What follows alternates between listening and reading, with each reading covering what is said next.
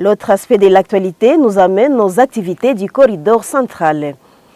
Sous l'appui technique et financier du corridor central, une délégation constituée des experts de la RDC et du Burundi et des consultants a été reçue en audience le mardi 13 septembre par l'autorité provinciale, vice-gouverneur et gouverneur AI du Sud Kivu, Marc Malago Kachekere. La dite délégation est venue présenter à l'autorité provinciale les 5 entreprises de consultants présélectionnés et soumissionnaires pour les études de faisabilité du projet des chemins de fer Gitega Bujumbura et Uvira Kindu. Reportage Solange Kwinja Kairiri et commentaire Jean Kamengele Omba. Suivez.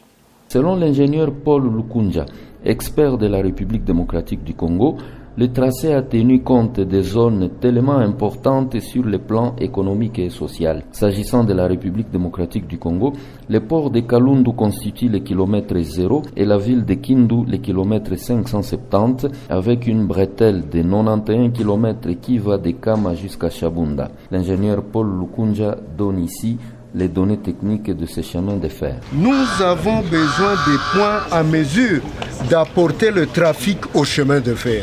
Et ces points sont 1. La province du Sud Kivu, principalement la ville de Bukavu, dont le trafic se situe au jour d'aujourd'hui autour de 1 500 000 tonnes par an. Et ce trafic est en train de monter à raison de 50 000 à 100 000 tonnes par an. Ça, c'est le premier point. Le deuxième point, nous avons ciblé la zone de Walungu, qui est une zone agricole et en même temps une zone de production minière.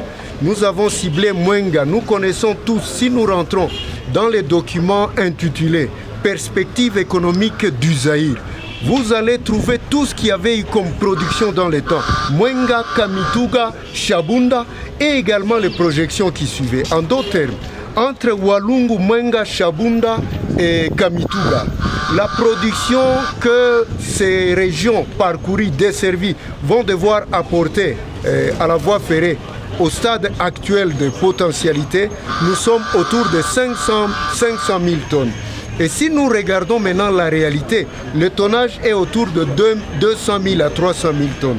Le 200 000 à 300 000 tonnes actuel, lorsque la voie sera construite, dans mes estimations, dans mes projections, cette voie, disons, ces localités pourront apporter un tonnage de 800 000 tonnes. Ce qui fait que nous n'avons pas de choix, si ce n'est celui d'inscrire cette voie ferrée dans cet axe-là. Et également, nous savons très bien qu'à la montée du port de Kalundu vers Kindu, il y aura du trafic. À la descente de Kindu vers le port de Kalundu, vers Bujumbura, vers Dar es Salaam, il y aura du trafic. Nous estimons qu'à la montée, tout comme à la descente, le trafic sera équilibré entre 60 et 70%, montée et descente confondus. Le chef de la délégation des experts burundais, l'ingénieur Ruhara Jean Bosco, se montre confiant quant à la faisabilité de ce projet de chemin de fer, car il va booster les économies des deux pays, le Burundi et la République démocratique du Congo. Aujourd'hui, on ne craint rien sur ce projet parce que c'est un projet bien mûri où tous les échelons, de bas à haut, connaissent ce projet.